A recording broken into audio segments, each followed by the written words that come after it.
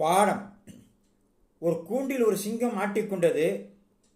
அந்த வழியே போன செம்மறியாட்டை கூப்பிட்டு என்னை விடுவி என்றது. அதற்கு செம்மறியாடு, இல்லை, உன்னை கூட்டை திறந்து விட்டால் என்னை விழுங்கி விடுவாய் என்றது. இல்லை இல்லை, உன்னை நான் விழுங்க மாட்டேன் என்று பலமுறை சொல்லியது. அந்த சிங்கத்தின் பேச்சை நம்பி அந்த செம்மறியாடு கூண்டின் கதவை திறந்தது. ஆனால் பசி அதிகமாக இருந்ததால் சிங்கம் செம்மறியாட்டை பிடித்து சாப்பிட போனது. உடனே செம்மறியாடு கத்தியது. அவ்வழியாக சென்ற மற்ற விலங்குகள்லாம் சிங்கத்துக்கு பயந்து ஒன்றும் சொல்லாமல் தாண்டி தாண்டி போனன. ஆனால் ஒரு ஆமை மட்டும் என்ன என்று விசாரித்தது. நடந்ததை செம்மறியாடு சொன்னது. உடனே சிங்கத்திடம், நீ முதலில் எங்கிருந்தாய், இந்த இடத்தை காட்டு, நீ கஷ்டப்பட்டாய் என்பதை பார்த்துத்தான் நான் உனக்கு தீர்ப்பு சொல்ல முடியும் என்றது. சிங்கம் அந்த கூட்டிற்குள் சென்றது. ஆமை உடலே அந்த கூண்டின் கதவை தாப்பாடை போட்டு விட்டது. சிங்கம் உள்ளே மாட்டிவிட்டது. இதுதான் பாடம்.